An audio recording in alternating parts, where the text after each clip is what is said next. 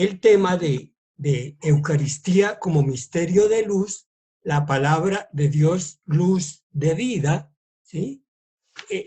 Está basado en el pasaje de Maús, del evangelista Lucas, en el capítulo 24, de los versículos 13 al 35.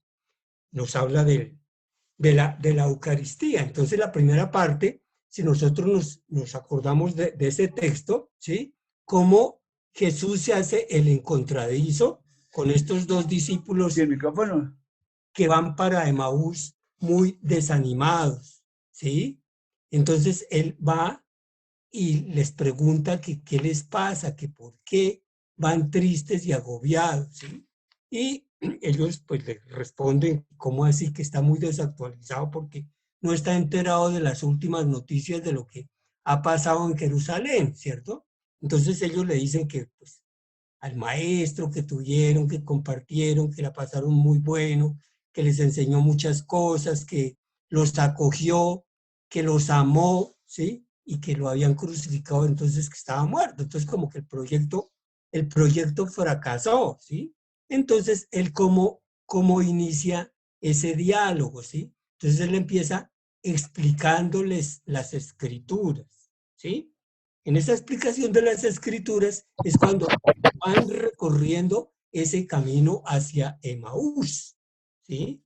Ese camino hacia Emaús, ¿sí? Entonces le van explicando las escrituras para que puedan comprender exactamente qué fue lo que sucedió, cuál fue el acontecimiento, que no todo estaba perdido, que no todo se había acabado en ese momento, sino que había resucitado y estaba nuevamente con ellos, pero él nunca les dijo exactamente eso, sino que ellos lo lograran descubrir. Entonces ahí es donde se da origen a la primera parte de la Eucaristía, a la liturgia de la liturgia de la palabra, ¿cierto? Entonces es esa primera mesa que tiene la Eucaristía, ¿sí? Que no es menos ni más importante que la segunda mesa, que es la mesa del pan, ¿cierto? ¿Sí? Entonces, en estos momentos de la pandemia, pues los comentarios en general que se escuchan es, pues la gente está muy apesadumbrada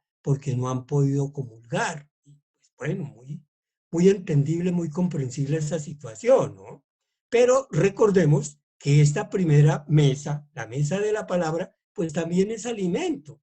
Es una mesa donde nos podemos alimentar de la palabra. Entonces tampoco estamos en ayuno total, sino que esa palabra del inicio de la Eucaristía, cuando nosotros estamos participando por, por alguna plataforma de la Eucaristía, de las Eucaristías virtuales, pues nos estamos alimentando real y verdaderamente de esa mesa de la palabra, de esa primera mesa, ¿sí? Entonces, por eso vale la pena pues hacerle énfasis a esa primera parte, ¿sí? A esa primera mesa que igualmente nos está alimentando, ¿sí? En estos momentos que estamos viviendo, pues la segunda parte, que es la mesa del pan, la mesa eucarística, ¿sí? Entonces, pues ahí es cuando nosotros hacemos la comunión espiritual, ¿sí? Porque pues esa comunión sacramental, pues si no la podemos llevar a cabo virtualmente. Entonces, de eso se trata el tema. Entonces, Eucaristía, misterio de luz, el misterio de comunión, la segunda parte, y la misión, la tercera parte. La tercera parte. Entonces, pues básicamente nosotros vamos a entrar en materia con esta primera parte, ¿sí? Vamos a ver cómo vamos descubriendo estos aspectos de la Eucaristía, ¿sí? Entonces vemos cómo en esta liturgia de la palabra, en la mesa de la palabra, ¿sí? Ahí podemos descubrir si leyeron el documento de Mane Nobiscum Domina, ¿sí? Vamos a encontrar esa primera parte de los discípulos que están tristes, no descubren a ese desconocido que que llegó de un momento a otro, una forma sorpresiva, ¿sí? Precisamente por su angustia, por su desesperanza, ¿sí? No lo reconocen, ¿sí? Entonces, por eso, recordemos que Mane Nobiscum Domini significa quédate con nosotros, Señor, ¿sí?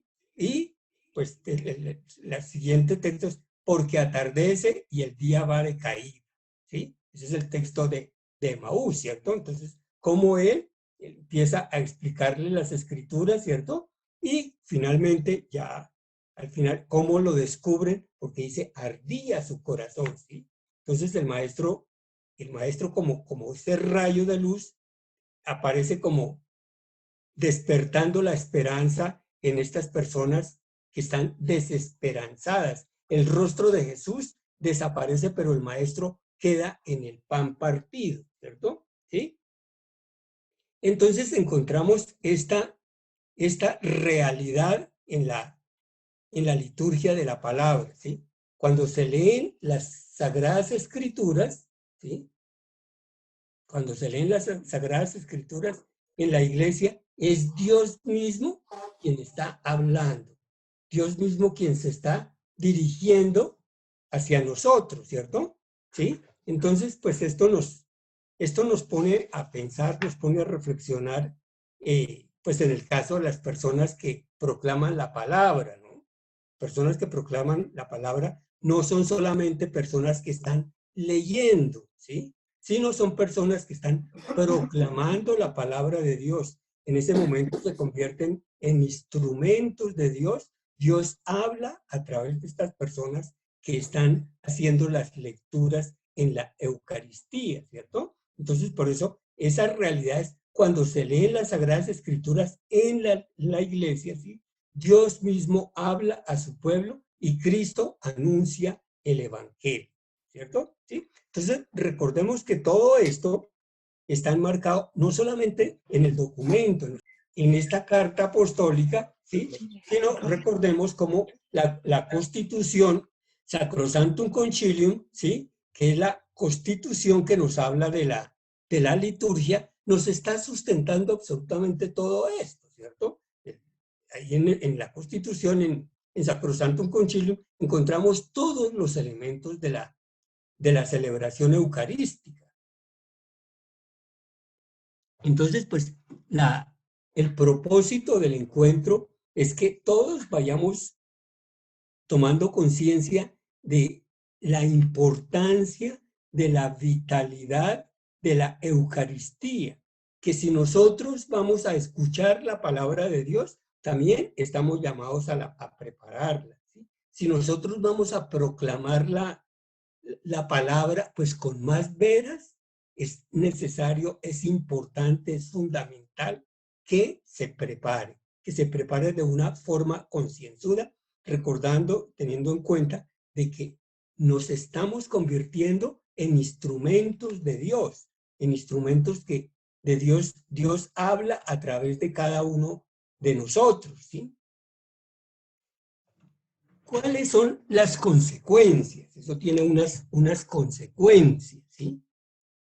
Entonces, en esas consecuencias encontramos que la proclamación es de muchísima, dice de máxima importancia, ¿cierto? Entonces no podemos pasar desapercibido ni como escuchas ni como proclamadores. Es de máxima importancia, porque recordemos, es una mesa, ¿sí? Entonces, cuando uno se sienta a la mesa a comer, pues se concentra en ese alimento. ¿Qué está comiendo, sí?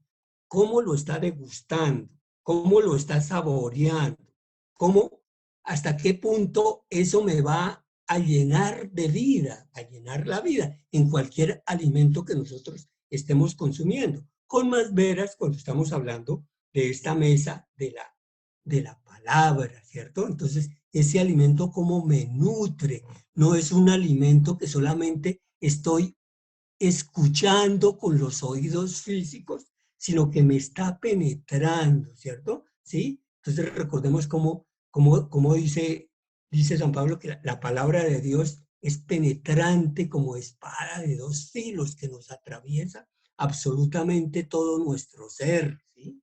Entonces por eso es indispensable que seamos conscientes de ese momento eucarístico, de esa mesa eucarística, que nos sentemos conscientemente a consumir ese alimento, ¿sí? Entonces nos dice la escucha con respeto y veneración, ¿sí? O sea, no es lo mismo cuando nosotros vamos a escuchar un noticiero, cuando vemos un noticiero por televisión, ¿sí? Entonces, pues perfectamente nosotros podemos interrumpirnos, podemos distraer, ¿sí? Nos podemos parar a hacer cualquier otra actividad, ¿cierto? Pues no es, en determinado momento, no es tan importante para nosotros. Mientras que la palabra de Dios, ¿sí? Entonces nos dice que hay que escucharla con respeto y veneración, ¿sí? Con veneración, porque es palabra de Dios, porque es esa palabra que me está alimentando, esa palabra que me está dando vida, ¿sí? Entonces no podemos pasarla como tan rápido, tan desapercibidamente, ¿sí? Tan distraídamente, ¿sí? Porque en muchas oportunidades los fieles, los feligreses, cuando participan de la Eucaristía, muchas veces se quejan, ay, es que los proclamadores no leen bien, es que no se les entiende, es que, ¿sí? Todas esas situaciones, ¿sí? Pues lo ideal sería, pues, que eso no sucediera, ¿sí? Eso sería lo maravilloso, ¿cierto? Entonces, por esa razón es que cuando nosotros vamos a sentarnos allá en la banca a escuchar la palabra de Dios, nosotros los que pues estamos colaborando en algún grupo parroquial, ¿cierto? Entonces, tenemos esa responsabilidad, no necesariamente de ser proclamadores, ¿sí? Tenemos esa responsabilidad de haber hecho una preparación anterior, ¿cierto? Una preparación concienzuda, ¿sí? De tal manera que ya cuando nosotros escuchemos la palabra, y aún más cuando escuchemos la homilía, ya tenemos unas bases, ya tenemos unos criterios perfectamente estructurados para poder comprender, ¿sí? No solamente un entendimiento intelectual, un entendimiento mental, sino cómo eso, ese nutriente que contiene la palabra, esa vitalidad, cómo me va a servir para mi existencia, para salir adelante, ¿cierto? Ese es el sentido que va a tener mi vida, ¿cierto? No es como cuando uno consume un alimento, pues, normal, común y corriente, en el desayuno, en el almuerzo, en la comida, ¿cierto? Pues que es un alimento que me está dando fuerzas para llevar a cabo determinada actividad de las que estoy desarrollando, pues eso está bien, ¿cierto? Pero es que aquí definitivamente cuando, cuando en la rutina diaria, muchas veces nosotros nos levantamos y pues no sabemos que por más de que hayamos hecho una programación de las actividades del día, muchas veces se presentan imprevistos, como que no sabemos si esa programación que nosotros tenemos para el día se va a llevar a cabo, se va a cumplir, o si no, va a tener alguna distorsión, alguna equivocación, que generalmente sucede, ¿sí? Esas programaciones casi nunca se dan al pie de la letra, casi nunca se cumplen a cabalidad, ¿cierto? Entonces, la gran diferencia de la mesa de la palabra es que eso va a dar el sentido a mi existencia. ¿Cuál es el sentido de mi vida? ¿Cierto? ¿Cuál es el objetivo? ¿Por qué estoy viviendo? ¿Para dónde voy? ¿Cierto? Que esas actividades diarias que estoy desempeñando en el trabajo, en la casa, en el estudio, donde esté llevando a cabo esas actividades, pues eso tiene un sentido no solamente inmediato para el ejercicio profesional, ¿cierto? Sino cómo eso me va a servir para alimentar mi existencia, para fortalecer mi fe, para despertar mi esperanza, para que tenga un sentido el amor, las obras de misericordia, ¿cierto? Entonces se dice, el anuncio se debe hacer con claridad y de forma inteligente, ¿cierto? ¿Sí? Con el don de la inteligencia, el don que nos da el Espíritu Santo, ¿sí? en esa forma inteligente, ¿cierto? Porque recordemos, a veces nosotros pensamos que la inteligencia es porque yo tengo facilidades para aprender, para comprender algunas cosas, pero simplemente como un conocimiento general, como algo académico, ¿no? Esto va muchísimo más allá, trasciende totalmente todos esos aspectos, ¿cierto? Entonces, eso de tener esa claridad, porque recordemos, es la luz de la vida, ¿sí? Esta palabra es la luz de mi vida, es la luz que va a iluminar mi caminar diario, mi caminar en la cotidianidad, lo que me va a orientar, lo que me va a alimentar y a fortalecer en la vida. Entonces, por eso se dice con claridad y de forma inteligente, ¿cierto? Entonces vemos cómo después de las lecturas, ¿cierto? Sigue la homilía, ¿sí? Esa homilía, ¿qué es la homilía? La homilía es esa explicación, esa reflexión que se hace para poder comprender esos textos que hemos escuchado.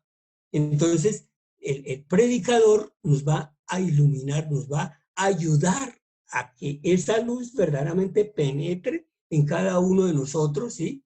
Entonces, para que esa palabra se haga vida, para que esa palabra tenga sentido en mi existencia, para que eso me dé el valor, me dé la luz, me dé la fortaleza para no solamente vivir mi vida, sino cómo yo puedo participar de mi vida, participar de esta luz, participar de esta alegría con mi familia, con mi comunidad. ¿Sí? De eso se trata. Entonces, esa explicación siempre está iluminada con la palabra de Dios. Entonces se dice que es una explicación consistente, una, una explicación inteligible, ¿sí? Una explicación eficaz y una explicación viva. Entonces, decimos, el centro de la liturgia de la palabra es la proclamación de las lecturas tomadas de la Sagrada Escritura, ¿sí? No es de ningún libro de filosofía, ni de poesía, ni de historia, ni de ninguna otra cosa, sino la proclamación de las lecturas tomadas de la Sagrada Escritura, ¿cierto? Entonces nos dice que contribuyen a la liturgia de la palabra, ¿cierto? Entonces ahí encontramos, en esa liturgia de la palabra vamos a encontrar cánticos, vamos a encontrar la homilía, vamos a encontrar la profesión de fe y vamos a encontrar la oración universal o la oración de fieles, ¿sí? ¿Quién es el protagonista de todo esto? ¿Sí? Entonces, muchas veces nosotros, pues, lo ideal siempre es que vayamos, cuando vamos a proclamar la palabra y cuando no la vayamos a proclamar, nos vamos muy bien arregladitos, muy bien puestecitos a la Eucaristía, porque vamos a un banquete, vamos a algo importantísimo, ¿cierto? Entonces, no nos podemos dar el lujo de irnos en sudadera o en irnos de cualquier manera, porque es un acontecimiento trascendental, es un acontecimiento importante, es un acontecimiento vital, ¿cierto? Entonces, en ese orden de ideas, por más de que nosotros preparemos muy bien esas lecturas, ¿sí? Jamás vamos a ser protagonistas, nunca. Por más bien puestecitos, por más bien arregladitos que estemos, ¿cierto? Por más buenos proclamadores que seamos, nunca vamos a ser los protagonistas. Siempre el protagonista va a ser Dios, porque es palabra de Dios. Entonces, simplemente, cada uno de nosotros somos esos intermediarios, somos esos instrumentos donde Dios se vale para hablar a través de nosotros. Entonces, Dios habla a su pueblo, Dios habla a esa comunidad reunida, a esa asamblea, ¿cierto? ¿Sí? Entonces, pues recordemos que Dios también está presente ahí en esa comunidad. Entonces, siempre por respeto vamos a hacer una excelente preparación, ¿cierto? Entonces, recordemos pues la responsabilidad que tiene el proclamador de la palabra, ¿no? Entonces, pues primero hay que hacer una reflexión interna, una reflexión muy personal, muy sincera, ¿sí? De tal manera que, como eso, todo eso se prepara es a través de la oración, pues el Espíritu Santo va haciendo su obra. El Espíritu Santo va dando las herramientas, va dando las luces, va dando sus dones, va dando sus frutos para que eso se lleve a cabo, ¿cierto? Entonces, fijémonos que no solamente lo que les estaba diciendo anteriormente, no estamos simplemente leyendo un texto para que los otros escuchen, ¿cierto? Sino, si yo ya lo he interiorizado, ya lo he meditado, ya lo he reflexionado, ¿cómo lo puedo transmitir a ese pueblo, a esa asamblea que está ahí presente, ¿sí? Entonces, pues de tal manera que eso requiere de mucha conciencia, ¿cierto? Entonces, es de una concientización, de una espiritualidad enorme. ¿Para qué? Para que yo pueda transmitir no un poconón de palabras, un poconón de frases, ¿sí? Sino cómo estoy transmitiendo realmente la palabra de Dios. Estoy transmitiendo que Dios está hablando a través de mí, ¿cierto? ¿Sí? Entonces, Dios se hace presente en medio de su pueblo. Imagínense, nosotros vamos a ser los representantes de Dios. Hay ese momento que se hace presente en medio de su pueblo, ¿cierto? Desvela los misterios de la salvación, ¿cierto? Recordemos que esa palabra misterio, pues a veces nos complica la vida y a veces nos la facilita, ¿cierto? Cuando nosotros hablamos de misterio, pues muchas veces, así como por salir rapidito del asunto, decimos, es que eso es un misterio, eso no lo entiende nadie, entonces ya, eso yo no se lo puedo explicar, ¿cierto? Entonces, pues esa es como la salida fácil, ¿cierto? Entonces, recordemos en el sacramento de la Eucaristía, que es el centro de los sacramentos, ¿sí? Tenemos ese privilegio de que se desvelan los misterios de la salvación, ¿cierto? Se corren esos velos, ¿cierto? Ya no hay esa oscuridad, ya no hay esa ignorancia, ya no hay ese momento donde, ¿qué sigue de aquí en adelante, no? Como es lo que da sentido a la existencia, lo que da sentido a la vida, pues precisamente eso es lo que se corre, ¿cierto? Porque la vida no es el minuto siguiente, no es el segundo siguiente, ¿cierto? Sino la vida ya es una proyección, día a día, minuto a minuto, mes a mes, año tras año, ¿cierto? Es esa proyección de vida, cómo voy caminando por ese camino que es el mismo Jesús, que es camino, verdad y vida, ¿cierto? Entonces, a través de eso se van desvelando esos misterios de la salvación. ¿Qué son esos misterios de la salvación? Recordemos, pues eso está fundamentado en la pasión, muerte y resurrección de nuestro Señor Jesucristo. Pero ¿cuál es el sentido de eso? ¿Cuál es el sentido de la pasión, muerte y resurrección si no es la liberación del ser humano? Cómo nosotros estamos atados con una serie de cadenas que nadie nos las ha puesto. Han sido autoimpuestos por cada uno de nosotros. A través del tiempo, a través de los días, a través de los años, nosotros vamos encadenándonos a través de ese monstruo que hemos construido dentro de cada uno de nosotros que se llama el ego, ¿sí? Ese dictador que maneja nuestras vidas en la gran mayoría de los casos y de los tiempos, ¿sí? Entonces cada día nosotros como que lo estamos alimentando más y más y llega un momento en que ya somos impotentes para no permitirle que ese ego maneje nuestra vida, ¿cierto? Entonces, eso es lo que va desvelando. Entonces, vamos a descubrir el verdadero yo. ¿Quién soy yo? ¿Cierto? Sí, no como dicen pues los borrachitos cuando los coge la policía, es que usted no sabe quién soy yo, ¿no? Porque pues muchas veces ni nosotros mismos sabemos quiénes somos nosotros, ¿cierto? Entonces va desvelando esos misterios de la salvación, ese misterio del hombre, ese misterio de Dios, ¿cierto? Ese misterio de la comunidad, ese misterio de la iglesia, el misterio de los sacramentos, el misterio de la oración. Todo eso se nos va desvelando. Por eso se requiere llegar a una conciencia limpia, una conciencia abierta, una conciencia totalmente iluminada, ¿cierto? Si nosotros vamos a orar con la palabra de Dios, es necesario que hagamos oración antes, la oración para invocar al Espíritu Santo, para que nos asista en esos momentos, ¿cierto? Entonces, eso es lo que va, en últimas, que ofrece el alimento espiritual. Eso es lo que nos va a alimentar la existencia, ¿sí? Entonces, eso tiene unos objetivos. Eso tiene unos objetivos, ¿cierto? Entonces, ¿cuáles son? Cuando el pueblo escucha, los fieles, los participantes, los concelebrantes de la Eucaristía, ¿sí? Se apropian del mensaje.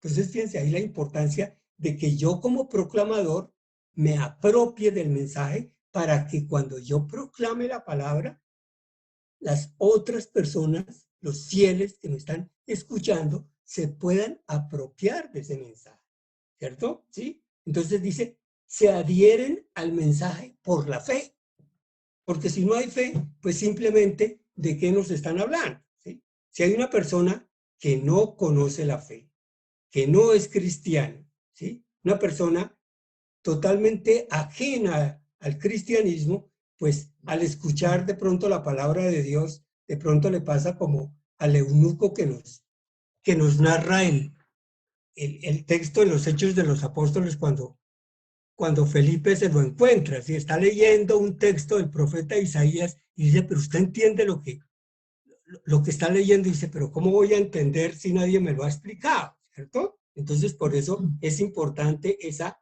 apropiación del mensaje, ¿cierto? O sea, que se requiere la fe que se adhiere al mensaje de la fe. La fe, ese don que hemos recibido gratuitamente en el bautismo, es lo que nos está ayudando a asimilar ese mensaje, asimilar la importancia para el sentido de mi vida, ¿sí? Entonces, ahí nos damos cuenta de que se trata de un alimento, se trata de una mesa, ¿sí? Se nutren espiritualmente. Entonces, fijémonos que en estos momentos de pandemia, pues no es que estemos en ayuno total, ¿cierto? Aquí tenemos un nutriente y es precisamente la palabra de Dios, ¿cierto? ¿Sí? Entonces, estos fieles expresan su respuesta por la oración y el canto. Entonces, démonos cuenta que esa oración y el canto, porque esa es otra inquietud que surge en los fieles, en los participantes de la Eucaristía, que pues muchas veces las personas piensan que solamente participar en la Eucaristía es si yo voy a leer o si yo soy ministro de la comunión, ¿sí? Entonces, si yo no leo o no soy ministro de la comunión, como que yo no estoy participando en la Eucaristía, ¿no? Nosotros participamos todos los que estamos sentaditos ahí al frente del altar, pues todos los fieles, los miembros de la asamblea, se está participando a través de la oración, a través de los cantos, a través del amén que nosotros estamos respondiendo en las oraciones. Entonces siempre somos partícipes, porque si no participamos, pues simplemente no nos estamos alimentando, ¿sí? Estamos como pasando desapercibidos esa situación de la comida de la palabra, ¿cierto? ¿Sí? Entonces dice, estos fieles oran por la iglesia y la salvación del mundo. Entonces fíjense cómo aquí ya estamos hablando de una comunidad. Estamos hablando de una comunidad.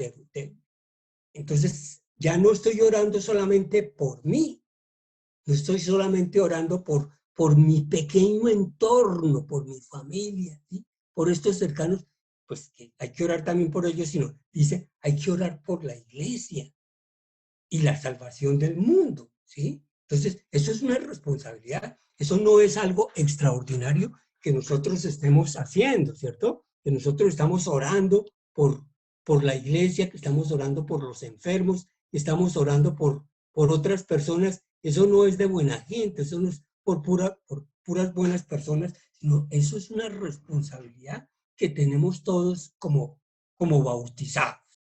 Nosotros estamos proclamando la palabra. hay un ministerio que se llama el Ministerio del Lectorado, ¿sí? Que generalmente es cuando uno está en la formación para ser diácono, para ser sacerdote, ¿sí? Entonces, se pasa por esos ministerios. Entonces, primero se hace el ministerio del lectorado. Entonces, es un ministro lector.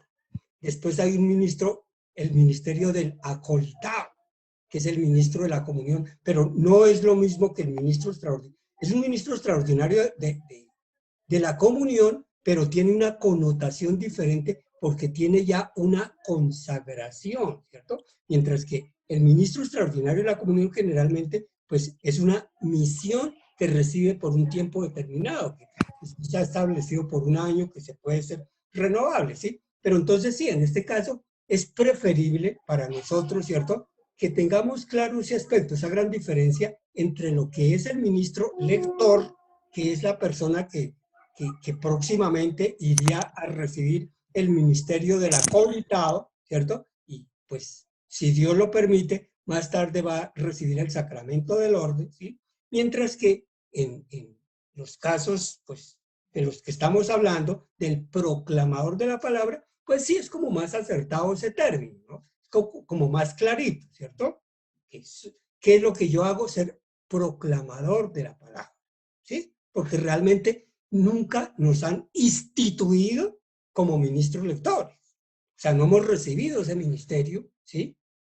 De manos del obispo, que nos confiere ese ministerio de lectorado y del acolitado, ¿sí? Entonces, pues sí, preferiblemente sería que nos fuéramos acostumbrando a ese término de los proclamadores, porque realmente esa es la misión y además, pues suena, tiene muy buena percepción, no solamente auditiva, sino concienzudamente, ¿sí? Yo estoy proclamando la palabra de Dios. Las lecturas bíblicas son un tesoro que no se le puede equiparar ni al oro, ni a la plata, ni a las esmeraldas, ni a los diamantes, ni a ninguna otra cosa, ¿cierto? Es un tesoro invaluable, un tesoro que no lo podemos comparar con ningún otro tesoro transitorio, pasajero, ¿cierto? ¿Sí? Este es un tesoro vital, un tesoro trascendente. Entonces dice, le corresponde a los ministros conservar la disposición de las lecturas, ¿sí? Entonces necesitamos de una disposición. No podemos llegar, que es que a mí me toca la misa de 9. Entonces llego allá a las 9 en punto a ver qué voy a leer, ¿cierto? Si no se requiere de esa disposición, de esa interiorización, de esa preparación, ¿cierto? De esa reflexión, ¿cierto? ¿Sí? ¿Por qué? Porque dice, eso va a aclarar la unidad, estas lecturas, recordemos generalmente las lecturas, dice, aclara la unidad entre el Antiguo y el Nuevo Testamento, ¿sí? Porque no están separados. El Antiguo es el que le da la luz al Nuevo Testamento y el Nuevo Testamento es lo que atrae lo que fue prometido en la primera alianza, ¿cierto? Entonces, en esta segunda alianza, recordemos que es el cumplimiento de esa promesa, ¿sí? Y generalmente, si nosotros vemos, pues, a excepción del tiempo pascual, generalmente en las lecturas dominicales siempre tenemos como primera lectura generalmente un texto del Antiguo Testamento. Y la segunda lectura es un texto del Nuevo Testamento, ¿sí? A excepción del tiempo pascual que siempre, siempre tenemos el texto de los Hechos de los Apóstoles. Los dos textos que nosotros leemos son del Nuevo Testamento. Siempre los Hechos de los Apóstoles nos están iluminando, nos están acompañando durante todo el tiempo pascual. Entonces, por eso, cuando hablamos de unidades, esto es muy importante tenerlo en cuenta, ¿sí? O sea, no está separado el Antiguo al Nuevo Testamento. Por eso recordemos con respecto a la ley, cuando en el Evangelio de Mateo, en ese sermón del monte, cuando Jesús viene, yo no vine a acabar con la ley, ¿sí? Lo que vine fue a darle plenitud, ¿cierto? ¿Sí? Entonces no es que el Nuevo Testamento haya reemplazado al antiguo, que la nueva alianza haya reemplazado a la primera alianza, ¿no? Entonces es importante que se note esa unidad que existe entre el Antiguo y el Nuevo Testamento, ¿sí? Entonces, confirman la unidad de la historia de la salvación. Entonces, pues, ¿esa unidad en qué consiste? En que, recordemos, esa primera alianza del Antiguo Testamento es la promesa de salvación y el Nuevo Testamento es el cumplimiento de esa promesa, cuando aparece el Cordero de Dios que quita el pecado del mundo, Cordero de Dios que viene a liberarnos, que viene a ofrecernos la salvación que no la puede reemplazar ningún animal, ¿sí? Que hay un sacerdocio, pues el único sumo y eterno sacerdote, ¿sí? Por lo tanto, dice, no es lícito cambiar las lecturas por otros textos, lo que les decía al principio, que vamos a hablar de este texto filosófico que es muy importante, de este escritor que es muy importante, sí, puede ser la última maravilla, puede ser el premio Nobel de literatura, jamás vamos a poder reemplazar la lectura de la misa, aparte que no esté contenida en la Sagrada Escritura. Eso hay que tenerlo clarísimo. No puede, bajo ninguna circunstancia podemos reemplazar, ¿sí? En la Eucaristía se proclama siempre desde el ambón.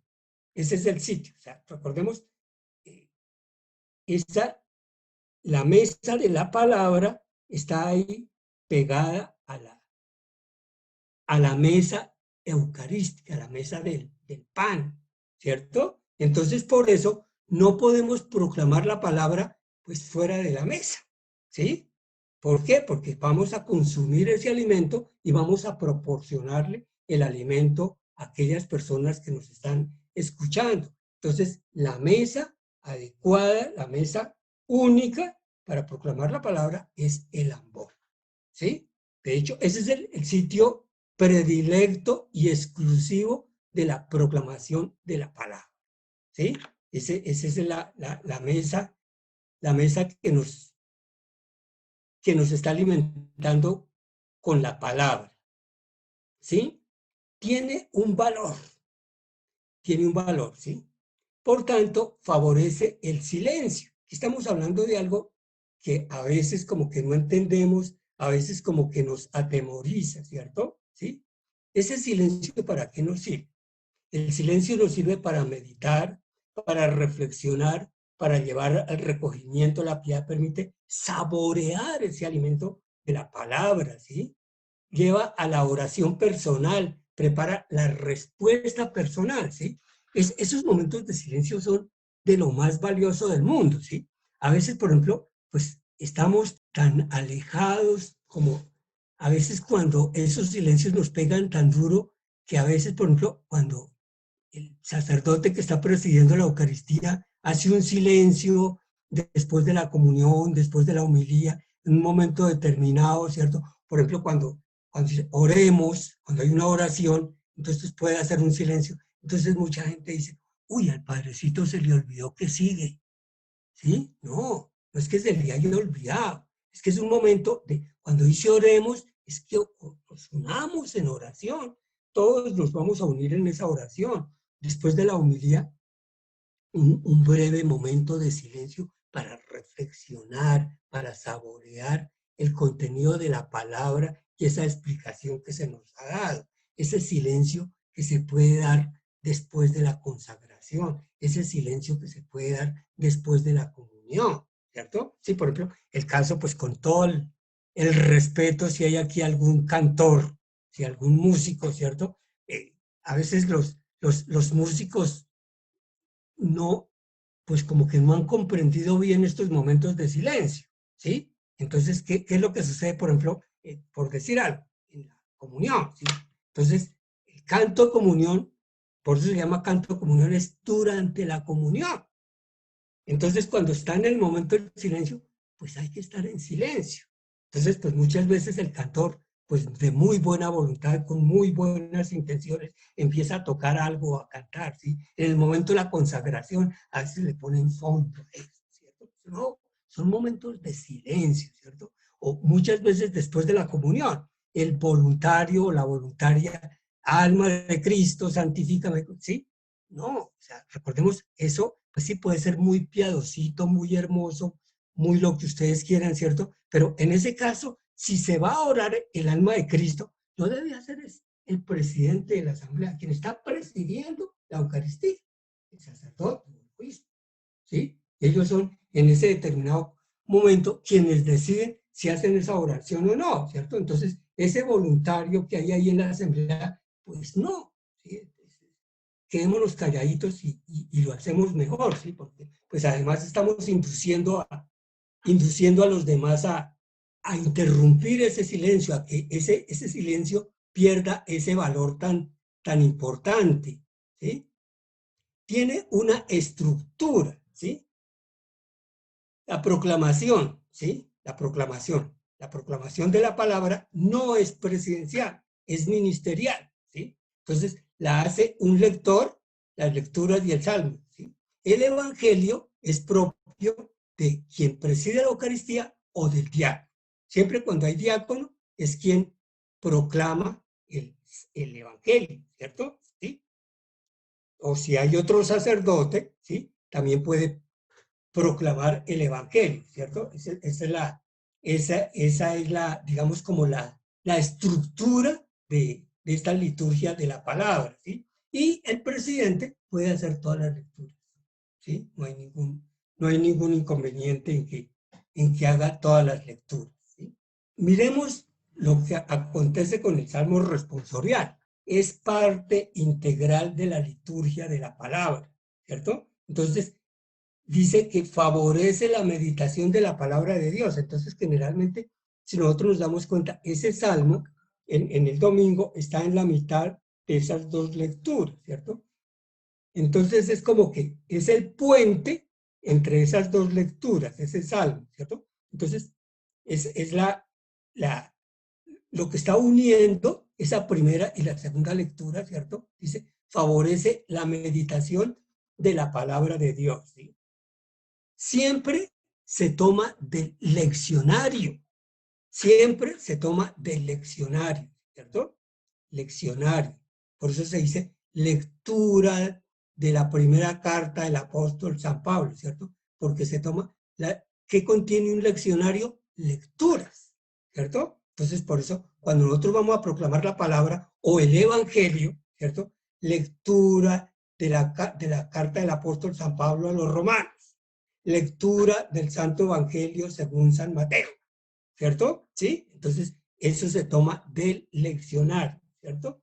Se enlaza con las lecturas, no se improvisa, no se suprime. No es que como no hay tiempo, entonces vamos a suprimir el salmo, ¿sí? No se reemplaza por ningún canto, ¿sí? Entonces, en vez del salmo, vamos a cantar esta canción porque de pronto los que pagaron la misa, pagaron entre comillas, ¿sí? Pidieron ese canto. Entonces vamos a reemplazar el salmo por el... No, ¿sí? Es el salmo tomado del leccionario, ¿cierto? ¿Sí? El salmo se puede cantar en su totalidad, ¿sí? Este salmo responsorial, ¿cierto? La aclamación tributa el honor a la palabra de Dios, ¿sí? Esa aclamación tributa honor a la palabra de Dios, ¿cierto? ¿Sí? La aclamación acoge y saluda al Señor, quien hablará a la asamblea, ¿sí?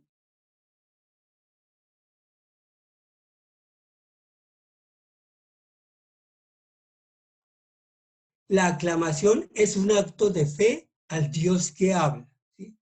¿Sí? ¿Cuál es la postura? La postura es de pies,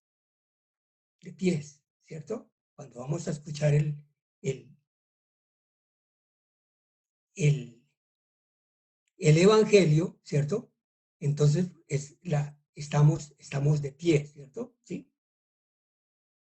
Preferiblemente se canta, interviene toda la asamblea.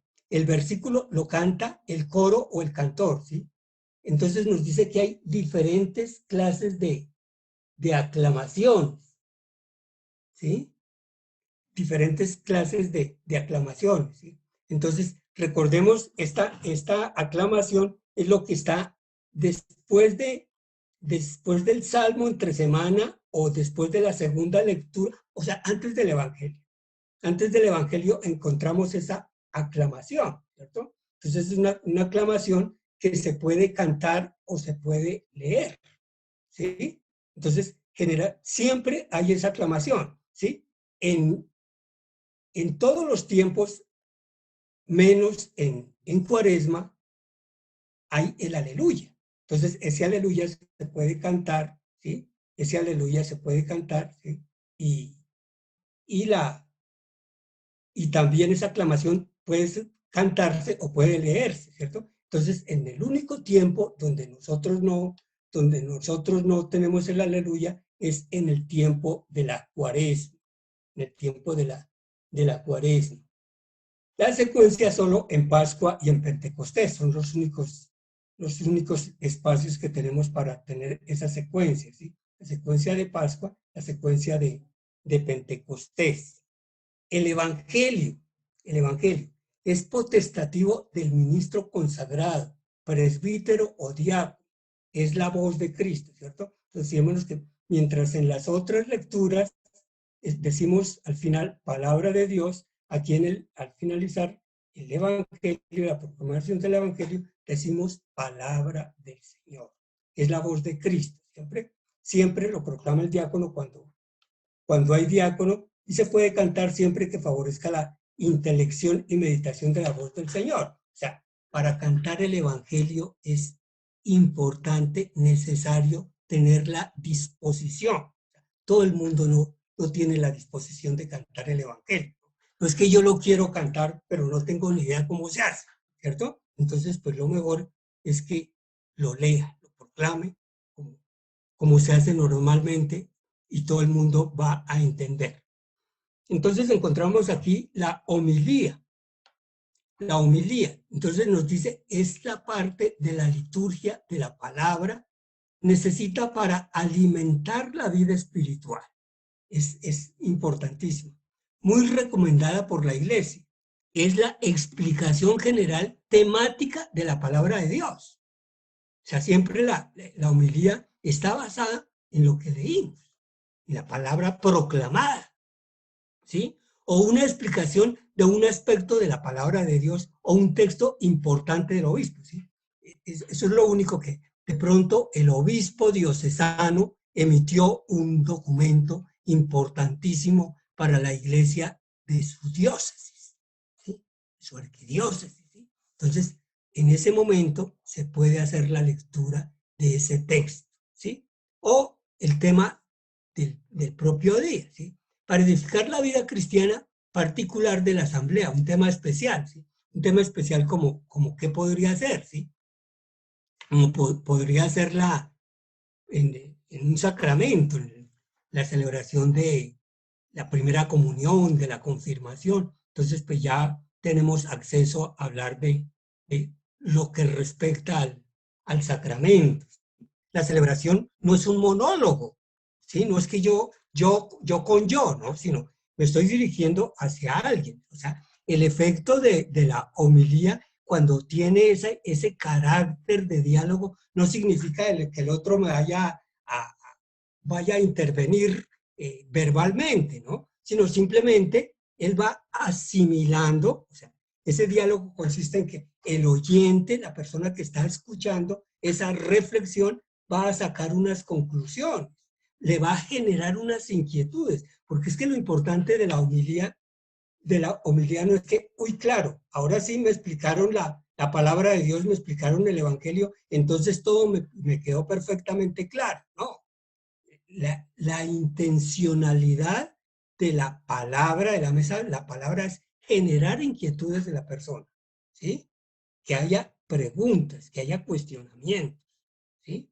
Y con base en esos cuestionamientos, ¿quién los va a responder, cierto? Entonces aquí es cuando el padre Fidel Oñoro pues hace esa apreciación, ¿cierto? Porque muchos de nuestros cristianos, muchos de nuestros fieles, pues como que están acostumbrados a que otros les resuelvan la vida, ¿cierto? pues sí, es necesario, por ejemplo, la dirección espiritual, la consejería, eso es fundamental, ¿cierto? Eso todos lo necesitamos, es necesario y es indispensable, pero no podemos depender totalmente de que todas mis inquietudes tenga que resolverme las otra persona, ¿sí? Hay inquietudes que no puedo resolver yo mismo, ¿cierto? Entonces necesito acudir al sacerdote, a esa persona para que me dé una consejería, me dé una explicación. Pero en esto que estamos hablando, cuando la palabra de Dios, lo que importa no es, porque generalmente cuando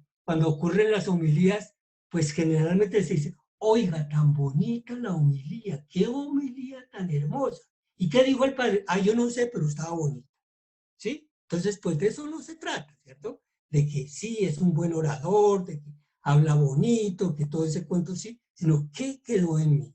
¿Cuál es la inquietud? ¿Cuál es el cuestionamiento? ¿Cuál es la pregunta que hay en mí para poderla resolver en la vida?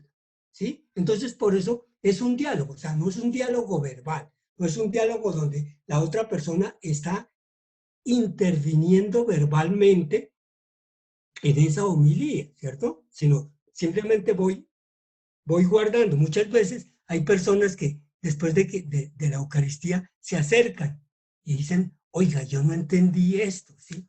¿Usted me podría explicar? Pues, ¿sí? Esto no es un monólogo, no es que el sacerdote o el diácono o el predicador, el que esté haciendo la homilía, sea algo de, de yo con yo, ¿cierto? ¿Sí? Sino es un diálogo, es con ustedes que estamos hablando, es su existencia y es la mía. Formamos parte de una comunidad, formamos parte de una iglesia. Entonces, ¿cuál es el común denominador? La fe, nuestra fe, eso es lo que nos motiva, ¿sí? Entonces, pues hay términos que no exactamente son como nosotros los conocemos en la cotidianidad, sino nosotros, pues generalmente cuando hablamos de un diálogo, pues es con otra persona que usted habla y otro pregunta, otro interviene, otro lanza su opinión o contradice o dice yo no estoy de acuerdo, cualquier... No, aquí ese diálogo se trata precisamente, es un diálogo en la fe, un diálogo de fe, ¿sí? Donde yo estoy hablando precisamente de la palabra de Dios, estoy hablando de la doctrina de la iglesia, ¿cierto? Entonces, ¿cuál es o sea, la finalidad de la homilía? Es que genere inquietudes, que genere cuestionamientos, ¿sí? De eso es de lo que se trata. Esa explicación lleva a una reflexión, ¿cierto? O sea, facilita la reflexión y la interiorización, ¿sí? Porque cuando yo no entiendo nada, pues ¿de qué voy a reflexionar? ¿De qué me voy a preguntar? ¿De qué me voy a cuestionar? ¿Cierto? Entonces, esa explicación, pues no es que coja el palabra por palabra, es que aquí el Señor, cuando dice que yo soy el camino, la verdad y la vida, ¿cierto? Entonces, ¿qué es camino, qué es verdad y qué es vida? En términos literarios, sino en el sentido teológico del significado que tiene, ¿cierto? Entonces, sí es necesario que haya una explicación que va a llevar a la reflexión, ¿cierto? ¿Sí? O sea, esa es una ayuda. Esa es una ayuda para la reflexión y la interiorización, porque como le digo, si yo no entiendo nada, pues de qué reflexión puedo hacer, ¿cierto?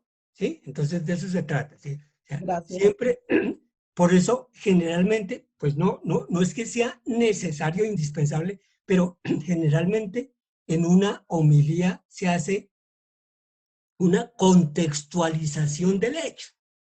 Y esa contextualización es la que permite que haya esa explicación de qué es de qué me está hablando ese texto, ¿cierto? Porque recordemos que la palabra de Dios no se puede asumir, no se puede tomar en una forma literal, ¿cierto? Entonces, eso es lo que me permite esa explicación de ese texto, esa contextualización del texto, es lo que me va a permitir una reflexión, ¿sí? O sea, es esa cadena de términos, ¿cierto? Es esa reflexión que nosotros podemos también llevar a cabo en este momento, ¿sí? O sea, esto que yo no estoy dictando aquí ninguna cátedra, ¿cierto? simplemente yo también estoy haciendo una invitación a la reflexión sobre estos temas. Eso es de lo que se trata, ¿sí? Que reflexionemos entre todos, que nos cuestionemos, ¿cierto? O sea, que todo esto nos lleve a un cuestionamiento, a cómo podemos averiguar más, cómo podemos investigar más para poder llegar a una claridad, que recordemos, es mi vida la que está en juego, ¿sí? Es la palabra de vida, la luz de vida, ¿sí? Esa luz que me está iluminando, que me está alimentando mi existencia, ¿sí? De eso se trata, ¿sí? O sea, no nos peguemos solamente de palabras, de frases, ¿cierto? Sino cómo podemos llevar a ese encadenamiento, cómo podemos hilar esos acontecimientos. O sea, todo tiene una secuencia, todo es una secuencia. La Eucaristía también es una secuencia. Primero la mesa de la palabra, después la mesa de la Eucaristía. ¿Sí? No es que porque primero es la más importante, no, conforman una unidad. Bueno, entonces sigamos con la homilía, ¿cierto? Entonces dice, ¿quiénes pueden proclamar la homilía? Dice, el presidente de la celebración, un concelebrante, cuando el presidente lo permita, el diácono, ¿sí? Nunca un laico. Un laico nunca está llamado a hacer una homilía, a hacer una reflexión, ¿sí? El caso especial, el obispo o el presbítero presente la Eucaristía, pero que no esté presidiendo o celebrando, ¿sí? ¿Sí? El caso, por ejemplo, de un obispo que está asistiendo a la Eucaristía, que no sea exactamente quien preside la Eucaristía, pues también puede proclamar, puede reflexionar, puede invitar a hacer esa homilía. ¿Cuándo se hace la homilía? Dice, siempre en domingo o día de precepto, ¿sí? Siempre es fundamental, es necesario esa homilía. No la podemos omitir ni los domingos, ni en una solemnidad, ni en esos momentos del precepto, ¿sí? La recomendación sería hacerlo a diario, ¿sí? En días ordinarios de los tiempos fuertes de la liturgia, ¿cierto? Hay que hacerlo, ¿sí? En las fiestas patronales, en las ocasiones programadas, ¿sí? Y siempre, pues, se sugiere terminar con un breve silencio, ¿sí? ¿Para qué? Para hacer la reflexión, ¿sí? Para hacer la reflexión. Esa reflexión ya es personal, ¿sí? Entonces, ¿qué me voy a llevar? ¿Qué me voy a llevar? Lo que les comentaba yo al principio, ¿sí? La última parte que vamos a ver, el tercer encuentro, que todavía no tenemos la fecha concreta, es la misión. Entonces, recordemos que misa significa misión. Entonces, de ese alimento, yo me estoy alimentando ¿para qué? Yo no estoy alimentándome solamente para aumentar de peso espiritual únicamente, sino cómo esa palabra me va a servir para ser misionero, porque esa es la característica y esa es la responsabilidad que tenemos todos los bautizados, ¿cierto? Como sacerdotes, profetas y reyes. Entonces, por eso terminamos con un breve silencio, ¿cierto? ¿Qué me queda a mí? ¿Qué voy a reflexionar? No solamente qué me sirve a mi vida, sino qué le voy a llevar yo a mi familia, qué le voy a llevar yo a mi entorno, cómo voy a participar de esta comida, ¿cierto? ¿Cómo voy a hacer vida esta situación y voy a hacer una experiencia de vida? Recordemos lo que nos decía el Papa, nos lo ha contado el Papa Francisco en varias oportunidades, de el muchacho que se le acercó y le preguntó, Santo Padre, es que yo tengo un amigo que no cree en nada. ¿Qué hago yo? ¿Qué le digo para que pueda creer? ¿Y qué le dijo el Santo Padre? No le diga nada, no le diga nada, ¿sí? Porque recordemos, nosotros los cristianos estamos llamados es a hacer testimonio, ¿sí? ¿Sí? Entonces, recordemos que siempre el Papa nos dice que esto no es por proselitismo, sino es por atracción. Entonces, más bien en vez de que nosotros tengamos que decir algo, más bien esperemos que la otra persona nos pregunte, oiga, ¿y usted por qué vive así? Usted es como una persona diferente, ¿cierto? Usted porque ama, usted porque perdona, usted porque es misericordioso, usted porque es solidario, ¿sí? Entonces, eso es lo que llama, ¿sí? Entonces, por eso, ese es el sentido de la reflexión para poder llevar a cabo la misión. La profesión de fe, entonces nos dice, es una respuesta a la palabra de Dios proclamada y explicada, ¿cierto? Manifiesta los grandes misterios de la fe antes de la segunda mesa. Se recita siempre con la asamblea de domingos y solemnidades. Si se canta, el cantor solo o alternando con la asamblea o a dos coros, ¿sí? Esta, este, esta parte de la profesión de fe, pues sí que es necesario que nosotros reflexionemos sobre eso, ¿cierto? ¿Sí? Desafortunadamente en muchas oportunidades y muchos de nosotros, ¿sí? Recitamos la profesión de fe muchas veces como loritos. Es muy importante que tomemos conciencia, ¿cierto? ¿Sí? Si realmente nosotros creemos que Dios es nuestro Padre, que nosotros le tenemos la suficiente confianza como ese Padre misericordioso y amoroso, ¿sí? Nosotros sí creemos realmente en el Señor Jesucristo como Hijo, como Redentor, como Salvador, que entregó su vida por mí y por todos nosotros. Sí creo en la acción del Espíritu Santo, que es quien ilumina a toda nuestra Santa Madre Iglesia. Sí estoy creyendo, porque ese es el decir de muchos, inclusive bautizados, ¿sí?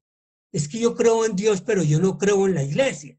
Entonces, pues uno como que no entiende la situación, porque ¿quién es la iglesia? Pues la iglesia somos todos los bautizados.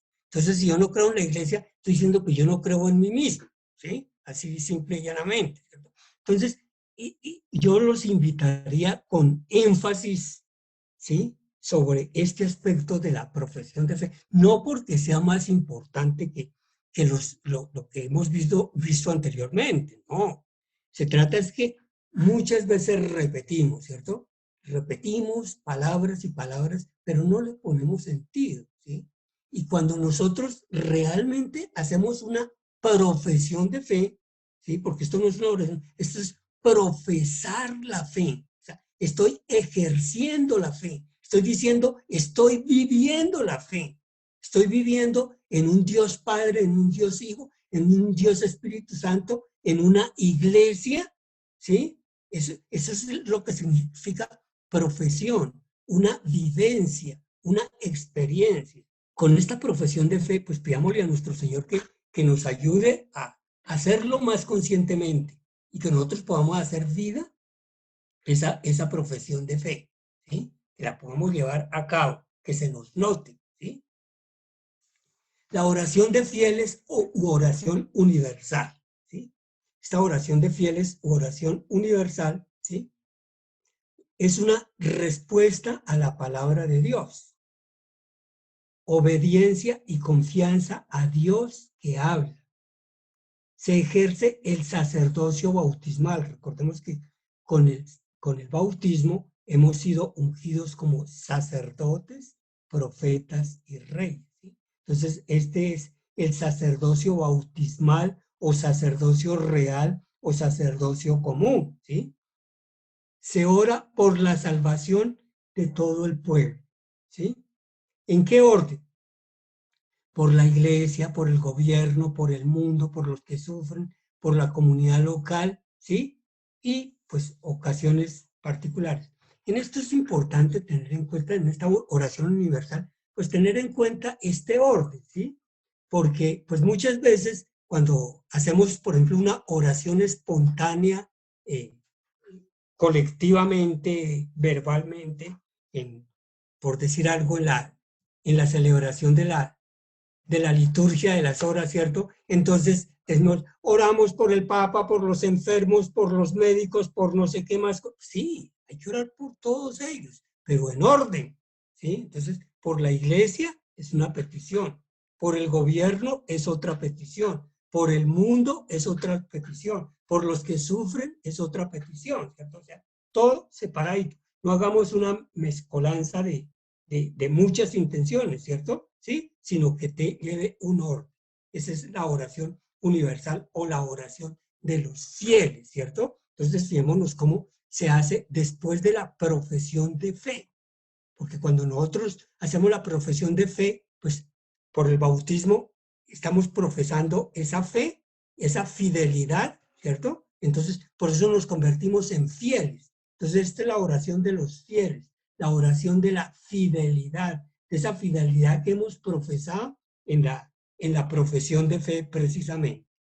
Encontramos esta oración de fieles, oración universal, nos dice son peticiones particulares, hay unas peticiones particulares en celebraciones de los sacramentos, por ejemplo, de la confirmación, de las primeras comuniones, de los matrimonios o de las exequias, pues también hay peticiones por el difunto, por los niños que hacen la primera comunión, por los jóvenes que se están confirmando, por sus padrinos, ¿sí? Entonces, pues esos son momentos especiales que tienen, digamos, unas peticiones ya muy explícitas, muy concretas, ¿cierto? ¿Sí? Dirige el sacerdote, dirige el presidente, ¿sí? Aquí hay que tener en cuenta, yo los invito a que tengamos en cuenta de, muchas veces nosotros preguntamos, oiga, ¿quién va a celebrar la misa? Y realmente, pues la misa la celebramos todos, ¿cierto? Entonces lo que hay que preguntar es, ¿quién va a presidir la Eucaristía? ¿Sí? Porque esa presidencia es lo que le da esa autoridad al presidente que está presidiendo la asamblea, la Eucaristía, ¿sí? A, a tomar, o sea, esto no es del que hable más duro, ¿cierto? Entonces nos damos cuenta siempre, la presidencia se nota, se debe notar, ¿cierto? Entonces, presidente en una Eucaristía no hay sino una, ¿sí? Que haya toda la conferencia episcopal reunidas en la Eucaristía y todos los sacerdotes de la diócesis reunidos en la Eucaristía, pero hay un solo presidente, hay una sola persona que está presidiendo la Eucaristía, ¿sí? Entonces, aquí cuando dice dirige el sacerdote desde la sede, él sería dirige el presidente desde la sede, ¿sí? El sacerdote que está presidiendo la Eucaristía. ¿Cierto? Entonces, ¿qué es lo que él preside aquí en este momento de la oración universal? ¿Sí? La monición que invita a orar y la conclusión. La conclusión. Eso es propio del presidente de la asamblea, el presidente del sacerdote, del obispo que esté presidiendo la celebración. Estas, entonces nos dice las especificaciones de esa oración universal o de esa oración de fieles, ¿sí? Entonces nos dice que esas intenciones deben ser sobrias, claras, edificantes, concretas, ¿cierto? ¿Quién pronuncia la oración de fieles, la oración universal? El diácono, el cantor, el proclamador, el lector, un laico de la asamblea, desde el ambón u otro lugar conveniente. Este sí, en esa oración de fieles no es obligatoria hacerla desde el ambón, ¿cierto? Porque el ambón es propio, exclusivo de la palabra. Entonces, si no se hace en el ambón, no pasa nada. Pasa cuando nosotros no hagamos la proclamación de la palabra desde el ambón, ahí sí pasa, porque nos estamos alejando de la mesa de la palabra, que es el sitio apropiado para la palabra, ¿cierto? Entonces, aquí nos dice que la oración de fieles no necesariamente hay que hacerla en el amor, sino se puede hacer en otro lugar conveniente, ¿sí? La respuesta. Entonces, el pueblo de pie da la respuesta clara y corta, ¿sí? Y un silencio activo, ¿cierto? Entonces, entre cada petición es conveniente hacer como una pausa. Al final, quien preside la Eucaristía dice, oremos en silencio por nuestras propias peticiones, por nuestras propias necesidades. Ahí hay un momento de silencio, pero es un silencio activo. Por eso es que decir, no nos asustemos con esos silencios, ¿sí? No pensemos ni que el padrecito se durmió, se le olvidó, o que quién sabe qué le pasó, ¿sí? No, son esos silencios activos que invitan a la reflexión, invitan a la reflexión, ¿sí? Entonces, ya para, para cerrar el encuentro, ¿sí? Entonces, pues vale la pena, aparte de las preguntas y de las inquietudes que cada quien se va generando, ¿sí? Entonces, podríamos, pues, pensar en estas inquietudes, ¿sí? En estas circunstancias de pandemia, ¿qué valor yo le doy a la palabra? ¿Sí? Lo que les decía antes, ¿sí? Que, pues, a veces nos quejamos mucho por por la comunión sacramental, que importantísima, evidentemente, ¿sí? Y nos hace falta, evidentemente que nos hace falta. Pero recordemos que la palabra también es alimento, que la palabra también es una mesa, ¿cierto? ¿Sí? Y otra inquietud que yo los invito a que la podamos compartir y nos podamos llevar, ¿sí? Preparo concienzudamente las lecturas de la Eucaristía, así no vaya a proclamar. También estoy llamado. No, es que yo no voy a proclamar en esta misa, entonces no, yo voy allá y no es necesario que yo prepare. No, no. ¿Cómo me siento frente al silencio? Les comentaba, ¿sí? Este es un examen que vale la pena hacer esa reflexión. ¿Qué pasa con el silencio? ¿Realmente si lo tolero? ¿Si me sirve? No, no me maltrata ese silencio, ¿sí? Soy consciente de que soy instrumento de Dios en el momento que estoy proclamando la palabra. Tengo en cuenta las normas litúrgicas para la proclamación, ¿sí? Entonces, pues todo esto vale la pena tenerlo en cuenta.